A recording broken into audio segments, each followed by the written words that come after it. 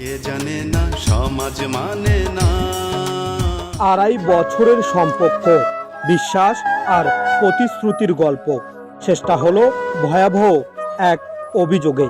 প্রেমিকার আত্মচিৎকার, এলাকাবাসীর ধাওয়া, তারপর প্রভাব খাটিয়ে অভিযুক্তকে ছিনিয়ে নেওয়ার অভিযোগে উত্তাল পুরো এলাকা।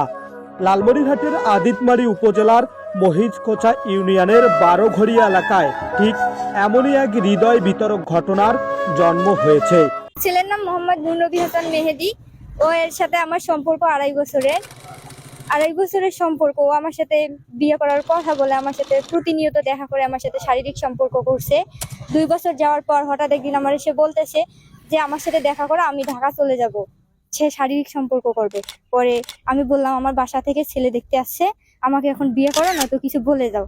সে বলে যে আমার কাছে তুমি সময় নাও, আমি তোমারে বিয়ে করব। ভালোবাসা মানে বিশ্বাস, নিরাপত্তা আর আশ্রয়। কিন্তু সেই ভালোবাসা যখন প্রতারণা আর নির্যাতনের মুখোশ পড়ে আসে, তখন তা হয়ে ওঠে সবচেয়ে বড় দুঃস্বপ্নের। ভুক্তভোগী তরুণীর ভাষ্য অনুযায়ী প্রায় 2.5 বছর ধরে এক যুবকের সঙ্গে তার প্রেমের সম্পর্ক ছিল। সেই সম্পর্ক ছিল বিশ্বাস আর ভবিষ্যতের প্রতিশ্রুতি। গত 2রা এপ্রিল রাতে অভিযুক্ত প্রেমিক ঢাকায় কর্মস্থানে যাওয়ার কথা বলে শেষবারের মতো দেখা করার জন্য প্রেমিকাকে অনুরোধ করে। প্রথমে রাজি না হলেও প্রেমিকাকে জোরাজুরিতে শেষ পর্যন্ত বাড়ির পাশে একটি বাঁধঝাড় এলাকায় দেখা করতে যান ওই তরুণী। এসে ধরছে ওরে। হ্যাঁ করছে তো। পরে আব্বু ধরছে, আব্বু আসছে, এসে ওরে ধরছে, ও পালাইছে। পরে দোলাবাড়ির মাঝে ওরে ধরছে, ধরে এটা আটকায় রাখছে। ওর আন্টি এসে বলে যে আমার ছেলেকে রাস্তায় ধরছে, এগুলো মিথ্যা কথা। ওর মামা এসে একটা লাঠি নিয়ে আব্বুকে মারতে গেছে, জোর জবরদস্তি করে আব্বুকে সরাই দিয়ে ওর ভাগিনাকে নিয়ে গেছে। কিন্তু সেখানে গিয়েই পরিস্থিতি ভয়াবহ মন নেয়। অভিযোগ রয়েছে প্রেমিকা তার ইচ্ছার বিরুদ্ধে জোরপূর্বক শারীরিক সম্পর্ক স্থাপন করার চেষ্টা করে।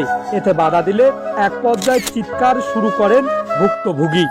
তার এই আত্মচিৎকারে আশেপাশের মানুষ ছুটে আসেন। স্থানীয়রা অভিযুক্তকে ধাওয়া দিলে সে পালানোর চেষ্টা করে। কিছু দূর গিয়ে তাকে আটক করা হয় বলে জানান এলাকাবাসী। রাতের মধ্যেই অভিযুক্তর পরিবার প্রভাবশালী সদস্যরা এসে তাকে জোরপূর্বক ছিনিয়ে নিয়ে যায়। এরপর থেকে এলাকায় আতঙ্ক বিরাজ করছে। অভিযুক্ত সহ অন্যান্যরা পালাতক রয়েছে বলে জানা গেছে। আমি মেয়েটাকে হাত দিই না, হুজুর আমি ছেলে টানি ওয়ায় ঠেলি দেয়, আমি বেগে টানি ওয়ায় ঠেলি দেয়। এ করতে করতে করতে করতে কিছুক্ষণ পর ওরা যে ছেলের মামা ফোন দিয়েছে, দোকান থেকে গেছে।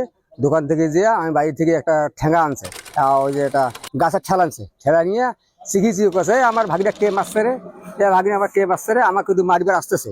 আসি কাম আবার ধরছে, আমার যাওয়া শ্বশুর না ধরিয়া নাড়িতে কাই নেছে। নাড়িতে কাই নেওয়ার সাথে তারপর আসিয়া মোর হাত, মোর ছেলে তো হাত ধরাই আছে। নিজের মামা আসিয়া নাড়িটা টানা কাই নিয়েছে। ওই অবস্থায় ওই ব্যাগেতে আসি আমার হাত কান ছটকে দিয়ে সাটাকে সিঁড়ি দিয়ে সাটাটা এগিয়ে ধরিয়ে এইটা দিয়ে ছেলেটা পার্কি দিল, ডিগ্রি বুদ্ধি পার্কি দিল। তারপর উনি গেল। ভুক্তভোগীর বাবা বাদী হয়ে আদিতমারি থানায় লিখিত অভিযোগ দায়ের করেছেন। তবে এখন পর্যন্ত প্রধান অভিযুক্তরা গ্রেপ্তার না হওয়ায় ক্ষোভ প্রকাশ করেছেন পরিবার ও স্থানীয়রা। বর্তমানে মানসিকভাবে ভেঙে পড়েছেন ভুক্তভোগী ওই নারী। একদিকে শারীরিক ও মানসিক ট্রমা, অন্যদিকে সামাজিক চাপ, সব মিলিয়ে ন্যায় বিচারের আশায় দিন গুনছেন তিনি। অন্যদিকে আইন শৃঙ্খলা বাহিনীও জানিয়েছেন অভিযোগের বিষয়টি গুরুত্ব সহকারে তদন্ত হচ্ছে এবং আসামিদের গ্রেপ্তারেরও অভিযান অব্যাহত রয়েছে। ভালোবাসার নামে যদি বিশ্বাস ভাঙে, নিরাপত্তা ভেঙে যায়, তবে সেই ভালোবাসা আর ভালোবাসা থাকে না, হয়ে ওঠে যন্ত্রণার অস্ত্র।